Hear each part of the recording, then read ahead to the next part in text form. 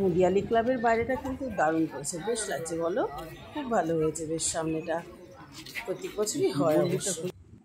Hello বন্ধুরা, good morning, welcome to my channel, welcome to a new blog. খুব সকাল এখন, কিন্তু দেখো এখন 4:45 মতো বাজে। ও আর আমি একটা ট্যাক্সি নিয়ে আমরা চলেছি লেকের পাড়ে। অ্যালার্ম বাজলো তো, বিপ্লব উঠলো কেন? তুমি ডাকোনি? বিপ্লব ডাকলো তো। হ্যাঁ, বিপ্লব ডেকেছে 4:10-এ, ফোন করেছে, আমি উঠেছি, উঠে আবার ঘুমিয়ে পড়েছি, ভাল লাগছিল না। বিপ্লব দুজনে মিলে কথা বলতে বলতে পৌঁছে গেলাম মায়ের মূর্তির একদম সামনে। এই হলো মুদিয়ালি ক্লাবের প্রতিমা। কি সুন্দর হয়েছে দেখো, একচালার ঠাকুর, লক্ষ্মী, সরস্বতী, কার্তিক, গণেশ সবাইকে নিয়ে মা চলে এসেছেন আমাদের সামনে। আজ দ্বিতীয় দিনে এই প্রতিমা দর্শন করলাম। ওখান থেকে বেরিয়ে আবার বাইরেটাতেও একটু ভিডিও করে নিলাম। দেখো এখানে অনেক কিছু বসে গেছে, কিন্তু সারা রাত ধরেই এরা অবশ্যই বসে আছে, কারণ প্রত্যেক বছরই এই সময়টা এই কাঠের জিনিসগুলো কিন্তু আমরা ঠিক এই গলিটায় মুদিয়ালি ক্লাবের পাশে দেখতে পাই। কিছু কিছু দোকান, কিছু কিছু স্টল আছে যেগুলো প্রতি বছরই একটা জায়গাতেই বসে। মুদিয়ালি ক্লাবের ঠাকুর দেখার পরে আমরা এগোতে শুরু করলাম অন্য প্রান্তে। এবার যাব শিব মন্দির। মুদিয়ালি ক্লাব দেখবো আর শিব মন্দির দেখবো না, এটা কিন্তু হয় না, দুটোই পাশাপাশি, আর দুটোই খুব ভালো ঠাকুর হয় প্রতি বছর, এটা আমরা জানি। তবে শিব মন্দিরের প্যান্ডেল কিন্তু এখনও কমপ্লিট হয়নি, এদের কাজকর্ম এখনও চলছে। মা দাঁড়িয়ে পড়েছেন, মায়ের দর্শন করে নিলাম। তবে তোমার এই শিব মন্দিরের প্যান্ডেল প্রতি বছরের থিমটা একটু এই ধরনেরই হয়, সবার চাইতে হাটকে। বেশ ভালো লাগলো দেখার পরে। এবার দুজনে মিলে আবার হাঁটতে শুরু করেছি, কিছুক্ষণ গল্প করছি, কিছুক্ষণ আবার স্টলগুলো দেখছি। এত সকালে তো কিছু কিনতে কিন্তু ইচ্ছে করছিল না, তবে কাঠের জিনিসগুলো মুদিয়ালি ক্লাবের সামনে দেখে অনেক কিছুই বেশ ইচ্ছে হচ্ছিল কিনি। আবার বয়ে নিয়ে যাওয়ার ব্যাপার আছে, কারণ আসার সময় ট্যাক্সিতে এলাম, যাওয়ার সময় কিসে যাব সেটা তো এখনও স্থির করিনি। দুজনে মিলে এবার পৌঁছে গেলাম পাশেই লেকে, রবীন্দ্র সরোবর লেক। এটা কিন্তু ভীষণ ভালো লাগে, দারুণ জায়গা। আমরা অনেক বছর আগে থেকে মর্নিং ওয়াকে ও আর আমি এখানে আসতাম। একটা সময় ওর পোস্টিং কলকাতার একটা জায়গায় ভবানীপুরে হয়েছিল, তখন ও আর আমি রোজ সকালে মর্নিং ওয়াকে এখানে যেতাম। আজও আবার অনেক দিন বাদে এসে বেশ ভালো লাগলো। হালকা রোদ দেখতে পাচ্ছি, রোদ নয় কিন্তু এটা আসলে আলোটা ফুটেছে জাস্ট। এখন 6:10-15 হয়ে গেছে। কি ভালো লাগছিল, কি মনোরম দৃশ্য। আমি তো তোমাকে ওই দিক থেকে খুঁজে খুঁজে আসছি। লেকের ভেতরে দুজনে অনেক ফটোশ্যুট করলাম, যদিও সকাল সকাল, কিন্তু অনেকেই হাঁটছিল, ব্যায়াম করছিল, ফটোশ্যুট করছিল। আমরা দুজনেও তাই আমাদের মতন করে বিভিন্নভাবে ফটোশ্যুট করলাম।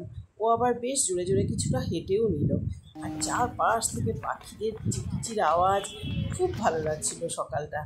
এরকম একটা সকাল যদি রোজ পেতাম। কেন যে আমার বাড়িটা এত ভেতরে, কি আর বলি। যাই হোক, দুজনে মিলে লেকের পুরো চারপাশটা যতটা পারলাম আর কি ঘুরে নিলাম, নিয়ে এবার বাড়ির দিকে বেরিয়ে যাব, একটু চা খাবো। সব ভাবি মানে এরা দোকান দিতে এসছে বা দোকান করতে এসছে, তাই ওরা ফুটপাতেই শুরু, তাই তো? মানুষের সম্বন্ধে একটু পাবে না, আরে অনেক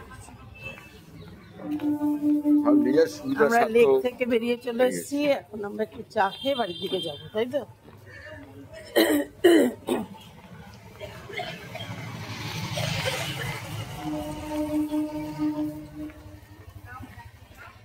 দেখো কত সুন্দর সত্যি লেকের চারদিকে এলে আর ভাল লাগে না বাড়ি যেতে।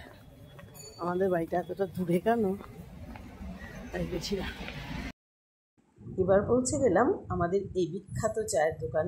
অত বছর আগেও কিন্তু আমরা এই দাদার কাছেই লিকার চা খেতাম, তবে আজ কিন্তু এই দাদা একটু ভুল করে ফেলেছে। আসলে এত দিন বাদে তো আমাদের আর চিনতেও পারেনি, আর এরকম হয়ও না যে চিনতে পারবে আর কি।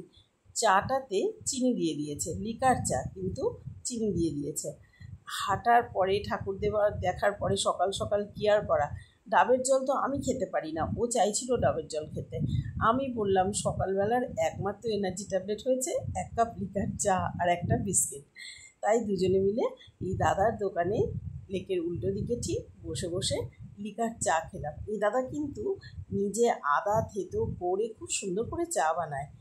চা ঠা খেয়ে দুজনে মিলে চলে এলাম বাড়িতে আসার সময় আবার তোমার ওই ফুল টুল এগুলো কিনে নিয়ে এলাম, ঘরে এসে পুজো করব সকাল সকাল। তাই বাড়ির ছাদটা দেখো আজ কত সুন্দর, সবই সুন্দর। আজ কতগুলো টগর ফুটেছে দেখো, খুব ভালো লাগছে। বেশ অনেকগুলো টগর ফুটেছে, কারণ গাছটা ভীষণই ছোট্ট একটা গাছ, আর ভালো টগর ফুটেছে। সাদা অপরাজিতা অনেকগুলো ফুটেছে। আমার এই গাছটায় কেন জানি না এরকম একটা বা দুটো করেই ফুল ফুটছে। সার ঠার দেওয়া হলো না কি হলো কেন জানি না, গ্রোথটাও ঠিক নষ্ট হয়ে গেছে। দেখো শরতের আকাশের সঙ্গে তোমরা শুনতে পাচ্ছ যে পুজো শুরু হয়েছে, পঞ্চমীর পুজো। পুরোহিত মন্ত্রপাঠ করছেন, আর দেখো আকাশটা কি সুন্দর, কি ভালো লাগছে। তো আজকের ভিডিওটা বন্ধুরা এখানেই শেষ করলাম। সবাইকে শারদীয়ার শুভেচ্ছা জানিয়ে আজ এই পর্যন্ত, আবার পরবর্তী ভিডিওতে দেখা।